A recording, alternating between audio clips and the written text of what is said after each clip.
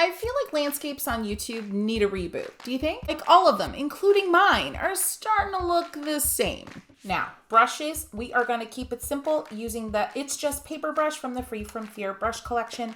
And that, my friends, is a 3/4 inch dagger. You won't need anything else.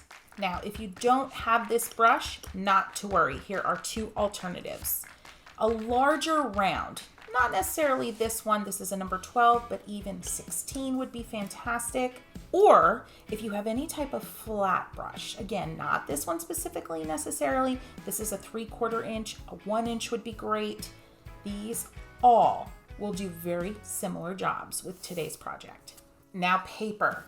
3 different types of paper today because we are going to be painting a few different pieces and I don't want to have to take anything off the block while things are drying. So Rembrandt, Jerry's Artorama sent me this New York Central on the block. This is all cold press, and the Bauhung. This is the professional version of Academy.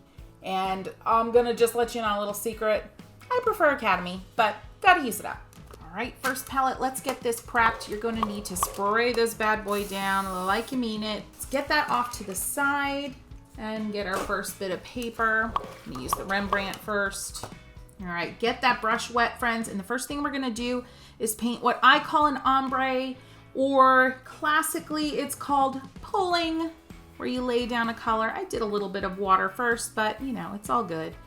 Lay that down. There's a little bit too much water on there, but we're gonna start to soak that up, kind of just running our brush across. Now I'm gonna dampen my brush a little bit, which also is, you know, modestly rinsing the brush as well. Grab a next color and come right underneath. Traditionally, you do pulling kind of like with that same color. Well, that's not true. But basically, you run your brush down. Often when this technique is being taught, you're using the same color. But in real life, we're using multiple colors and you just keep going down. And of course, the idea is to get a nice smooth transition, which is of course lovely. New color here. And you don't want puddles on the page. Definitely no puddles. You want nice, even, consistent moisture. Go back into your painter's pot or your cup or your mason jar, whatever it is, and kind of readjust that water to make sure that you don't have puddles, or maybe you need to blot. When I go off camera here, I've got a little paper towel and I'm a blotting. And we're gonna do about 2/3 of this.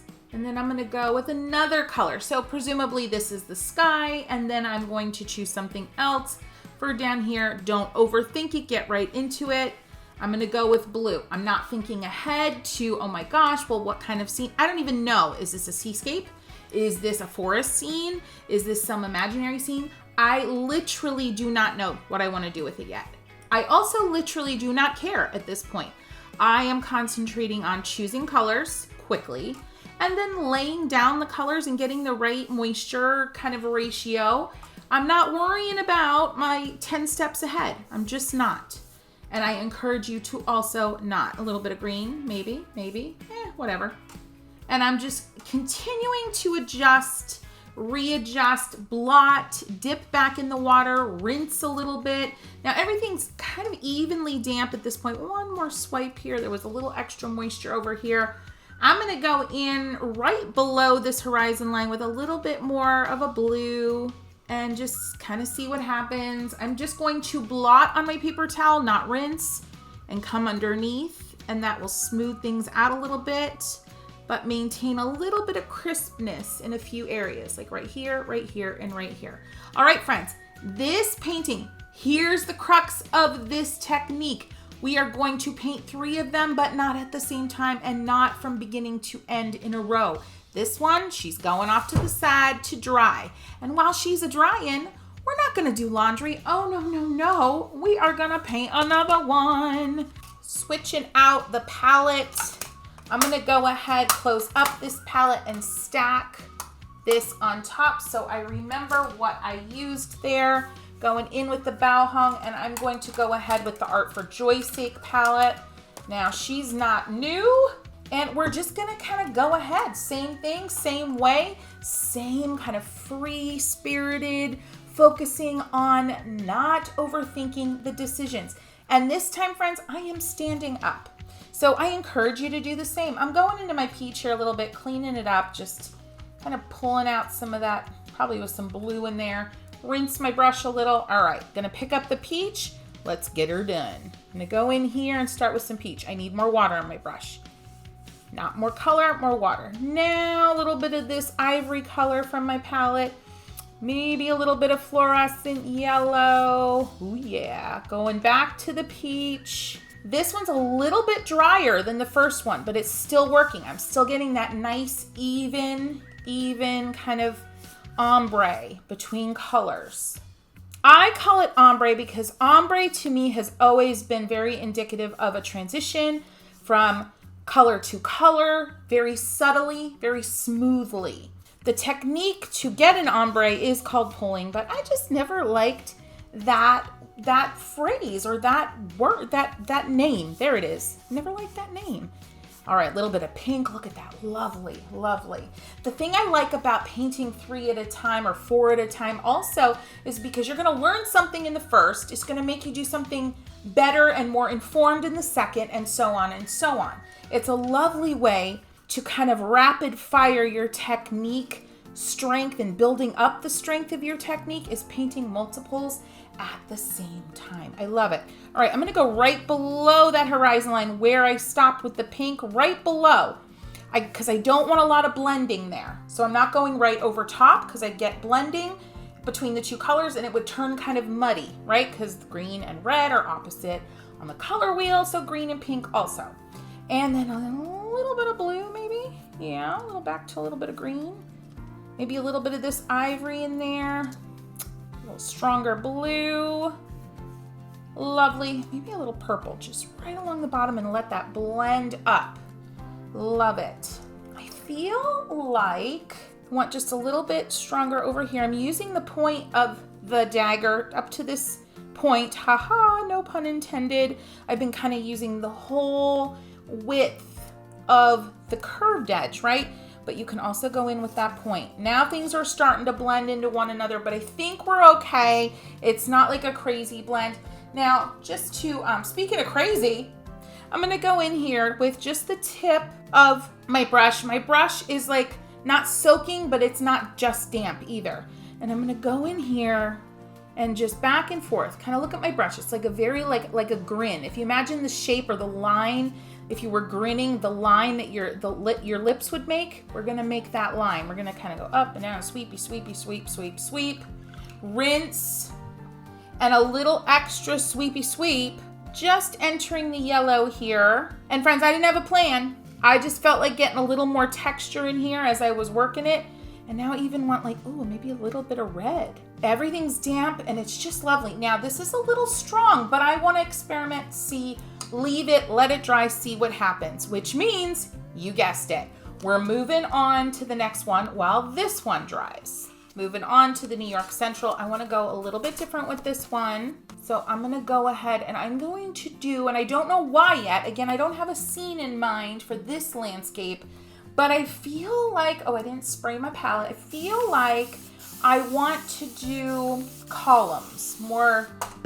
Instead of horizontal, we're gonna go vertical. Maybe we'll do some kind of like Middle Earth, like Tolkien-inspired landscape. Who knows? Who knows? You never know what you're gonna get with Kristy Rice, right? You never know. All right, same technique onto dry paper. You could wet the paper first. I will be honest, and many of you might have been thinking that, like, Kristy, shouldn't you wet the paper first? But I actually have found, hear me out. I have found that this ombre technique and the pulling technique, you get more control when you do wet on dry, which you wouldn't think. You would think having like a damp page to start would give you that sense of control, but I have found the opposite to be true. Ooh, that purple, I wasn't expecting. I forgot what color that was in my palette. But this is gonna be our wild one, all right? Remember, friends, we are doing landscapes today. I know you might be thinking, really? Really, Kristy Rice? I don't believe you, but I'm going to stick around, right? You're going to stick around. And friends, while you're sticking around, watching me continue with this third ombre, would you go ahead and give this video a boop? A boop is a like, friends, and that means that you're having a good time, or that at least you're just mildly curious as to what in the world I am doing. All right, continuing on here, little muddy moments, but I'm not gonna freak out about it. It's kind of interesting, kind of cool. I'm definitely feeling like a Middle Earth vibe. My son has been asking to watch Lord of the Rings. Maybe I got Lord of the Rings Tolkien on the brain, but there we go. Notice, friends, each one of these, I can feel my confidence building. I'm on the third one. I've got my groove, right? I'm Stella, I'm getting my groove back, getting my groove on with the watercolor ombre because you're loosening up. Your hands are getting more nimble and your brain and your hands are connecting. And that is the beauty of painting like this. You're painting in, what would this be called? You're painting in parallel. You're not painting in tandem. I don't know, but hopefully you know what I mean. Last but not least, we're gonna go ahead and do this on a super budget paper for my friends who may not be using 100% cotton, because I wanna show you that you can still do this. Because traditionally the thought process is, oh my gosh, if you're trying to do these kind of like ombres, these super smooth gradients, you've gotta have the best of the best of the best paper. Certainly it can help, not gonna lie, friends. I'm gonna spray this bad boy down. This is Roman Schmal paints, which I adore. If you're curious about all of these paints, I've reviewed them, swatched them, done a bunch of things with them, and I'm gonna link all of that below. All right, here we go. Okay, so the thing with painting on paper that is not the best paper, less water, at least to make sure that you are kind of in control, right? And then you can add water as needed, but the general rule of thumb when you're painting with a less than ideal paper is to just hold back on the water until you get kind of a mental lay of the land, so to speak. Notice I'm getting the ombre. The other thing when you're doing these kind of techniques on less than quality paper is to just keep an eye on things. So I may be painting all the way down here already, but I'm keeping an eye on what's happening up here as things are drying so that I can kind of respond to things, fix things if I need to quickly and in enough time so that I don't have like a situation that's not really desirable going on. Does that make sense? Hopefully it does. Let me know, friends, a little Payne's Gray action there, if that made sense and if that was helpful. And so far, what has been the most helpful tip, or have you had an aha moment during this session yet? If you have, friends, I would love to know what it is in the comments. But most importantly, I know there are others here watching that are gonna learn from your aha moments and they wanna hear them. They need to hear them. I do too, but you know what I mean. So get down there in comments and have at it. Now look at that, friends. I'm gonna keep watching. This area, there's a little something happening there, so I'm gonna clean off my brush and just do a really light sweep. My brush it's just damp, very clean. I'm gonna do a little sweep up here because I see something funky happening, but that's it. You can use the less quality paper. Just go slower, less water, and keep an eye on things as they dry. Here we go, friends, completely dry. Of course, it's me. It wouldn't be me without a smudge. Literally, that just happened. But you know what? This is a good learning moment. Like, not all is lost. All is actually just fine and well. And I'm gonna go ahead and put a little something over top of that, and you would never have known that the smudgy do happened. We're gonna just roll with the punches, my friends. Roll with the punches. Okay, so this style of landscape, I'm thinking we need a name. Once you see what I'm doing here, go ahead into comments and give me a couple ideas for a name. I'm thinking some like dreamy, fantastical, like dreamy landscape. I don't know, but it gives like a foggy vibe. So I loaded up some green, just things, colors that are inspiring me right in the moment. And I'm gonna start with the curved edge down. And yes, this is a little damp, so I'm gonna go a little bit below where I made my little fixie fix here, the smudgy fixie fix. And I'm just gonna start dabbing. And notice how I'm kind of rolling my brush back and forth to see the different type of marks that I can make. And I'm very quickly going ahead and changing colors and getting into some wet on wet situations, and then rinsing again, getting this kind of like putty color and doing some mountainous areas, You see what I'm starting to build here? It's a very imaginary landscape, very Middle Earth, right? Gosh, I hope that's right. Middle Earth is Tolkien, right? Am I getting that right? My husband would be so embarrassed. And it just went a little southwest there with the addition of the orange, right?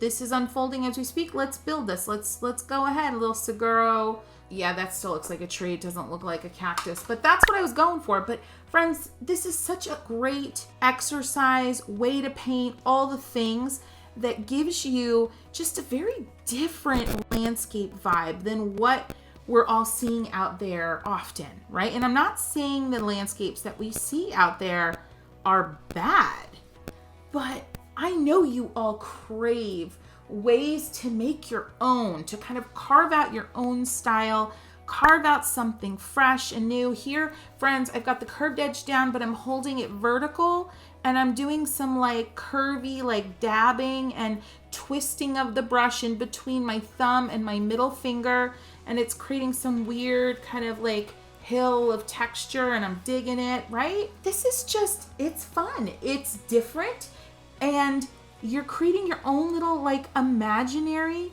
landscape. It's yours, and it don't look like anybody else's. I'm gonna go in here, curve side down with some pressure, and just drag, get a little red on my brush, not rinsing in between, and drag on top of some of those strokes I just put down, leaving some of the background underneath. Look at that. It's just, to me, it says dreamy, it says magical, it says fantasy, and I am here for it. I am just so here for it. Now I'm using the tip of my brush and some of the darkest colors I have from this palette. This is my Sennelier palette, I believe. Just look at the overlay. Look at the overlay on the screen. I'll actually tell you what these palettes are when we get to that point, because if you haven't noticed, this is a real-time voiceover, so, you know, things are happening as they happen. How do we feel about this style, friends? Let me know if this is something that is exciting. Is your brain kind of like perked up? Like, oh, Kristy, I need to try this. Head into comments, let me know. This now, using the tip of the brush again, this 3/4 inch dagger, very light touch, and I am sweeping up, up, up, up, very close strokes, one right over another. Now, friends, I'm gonna leave this be. Again, I'm gonna put this to the side, let her dry, and then I can decide. I can come back in with a third layer of color if I want to. Moving on to the next one. Here we go again. This one is the more vertical columnar, column, whatever. You know what I'm saying. And I'm gonna make sure my palette is sprayed down again. Nice and juicy. You should feel a momentum. You should feel a rhythm, an urgency, not a desperation, but I want you to like just keep the pace going, not overthinking from one painting to the next. Just think of it as one big exercise, right? But with 4 different pieces of paper, 4 different palettes that you've got to keep moving. That is the key to really enjoying the immediacy of this. All right, not thinking too much. The only thing I thought as these were drying was I wanted to do like kind of like a craggy, like tall, rocky, kind of cavernous situation. I wasn't really sure what that would look like or feel like, but let's get into it. So I'm using curved edge, using almost the whole width of that curved edge of this brush. And yeah, you feel the cragginess happening. I'm dipping into some really intense colors here. Now I'm using the curved edge, but I'm holding it perpendicular. Notice where I'm holding it on the ferrule to get a lot more control, getting some of that Payne's gray. If you don't have Payne's gray, just mix blue and a warm brown. You'll be good to go. Ooh, I like this. Okay, still Middle Earth vibes. This is apparently my watercolor homage to Tolkien. Let's just call it what it is, right? Maybe there's some like green stuff hanging off the edge of the cliffs. I don't know. I am still not overly thinking like, what next? What do I do? Oh my gosh, I don't know what to do.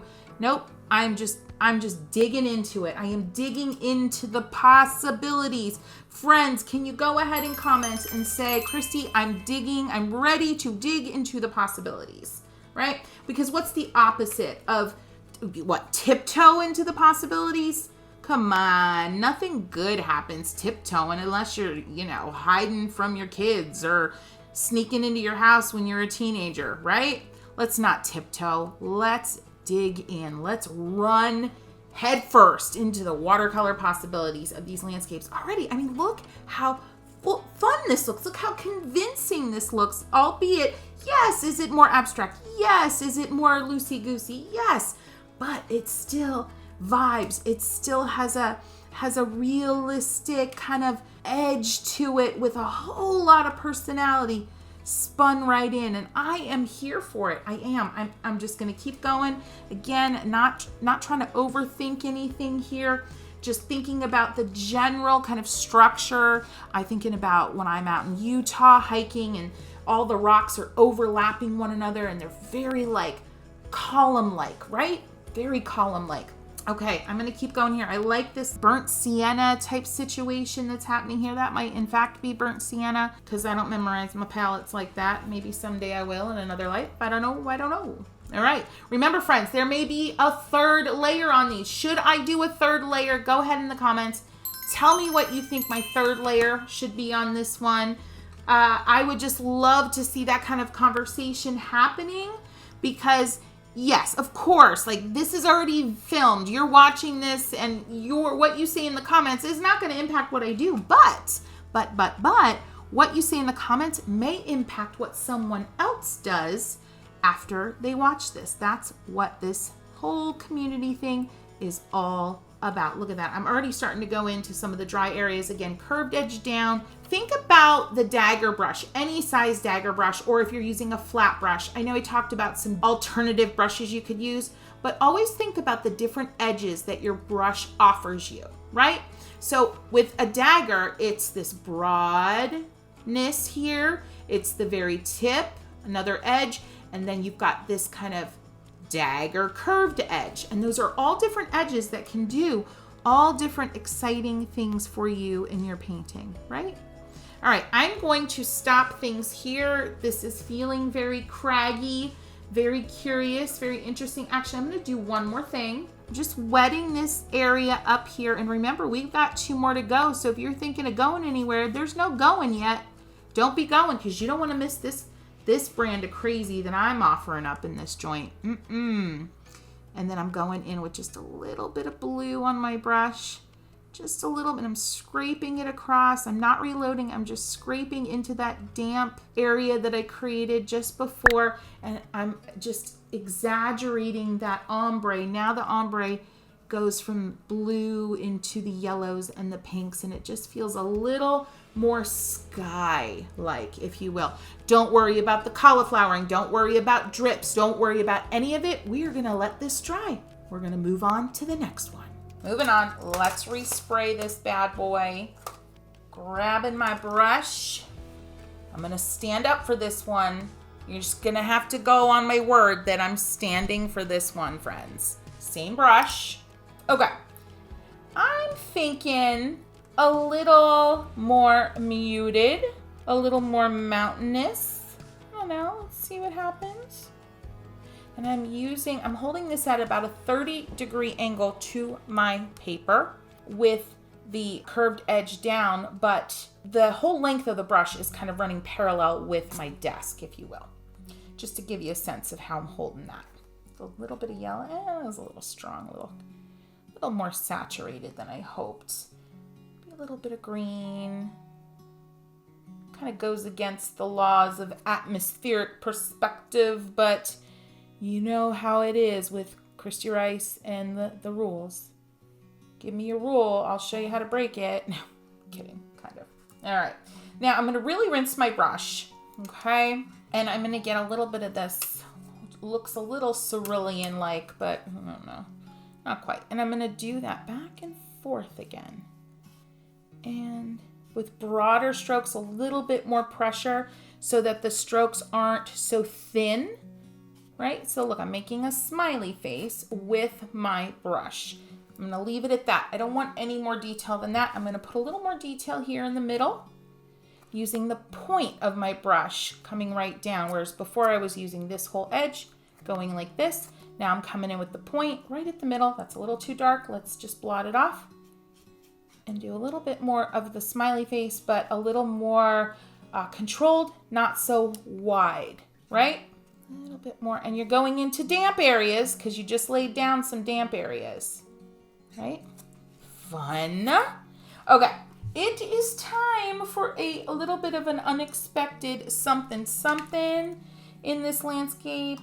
But I need a color from another palette, I've decided. So I'm gonna go grab a little purple from the Roman palette, and I am just gonna boom shakalaka. Just hit it right there, right? I'm gonna come in here with a little dab, little short dabs. Now I'm gonna blot this off. I still want this purple, but I want it more muted, and I wanna go down in here and just to get that horizon line a little softened up. Whoo! How do we feeling? How do we feeling so far, friends? Let me know which one's your favorite. Let's give you a little peeky peek. So we got this one, very Middle Earth, trudging through the swamps. This one, very like Zion, Moab type. And then this one, I don't know. This one's just like Maine with a field behind it. I don't even know what I'm saying, but yeah, you get the vibe. Let me know which one's your favorite. 1, 2, or 3. But not so fast. We got another one coming. Let's do this. Okay, rinse your brush before you get into it so you have a nice clean-ish slate, so to speak, to start with. Now look at this. This is the Bauhung paper, and a little aside, this paper is so unpredictable. I am just not a flipping fan compared to Academy. Anywho, let's get back to it. All right, this one's just gonna be fun. I'm gonna go curved edge down and add in horizon. I don't like the pink. I'm gonna go in with green. And I'm gonna do something a little different. I'm gonna press and then push up. Press and then push up. This is such a cool effect. Now I'm gonna rinse. That's enough of that brown color. I like it, but that's enough. And then I'm gonna press and push up. And then I'm gonna do some just with the point. Press, push up, and as I push up, I'm releasing the pressure. And that's creating like almost like cypress tree type situations, right? Press and push up. You can do little dabs to thicken the trees.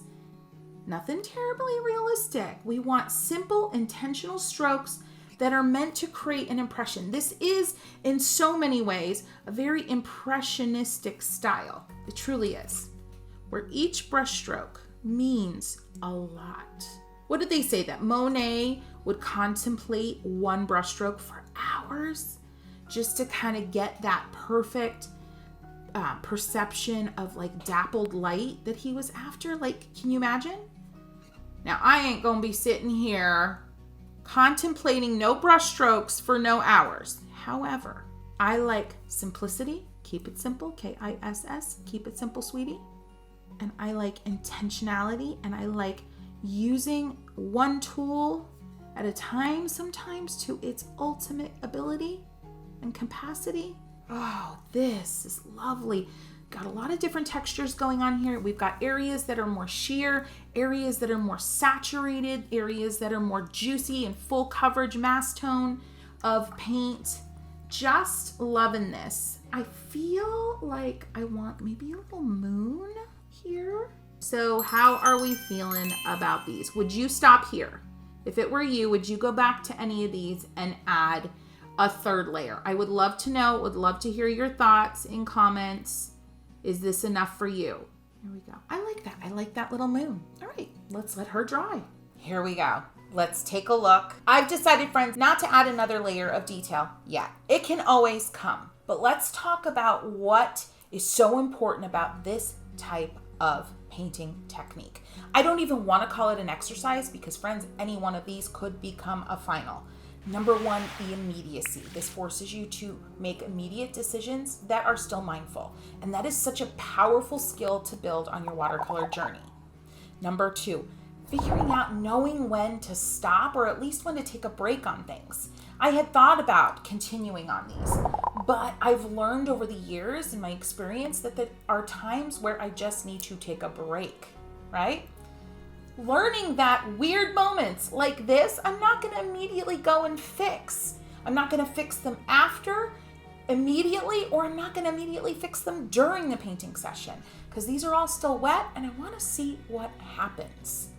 and also just a reminder of dear Bob Ross's phrase that we all love so much, happy accidents. We need to do more projects that walk us into the opportunity of happy accidents. And that's what we did here today. If you feel like you need to loosen up even more, this next video where you paint about 20 tiny landscapes in a matter of 10 minutes is the perfect thing for you. I'll see you over there for more happy painting.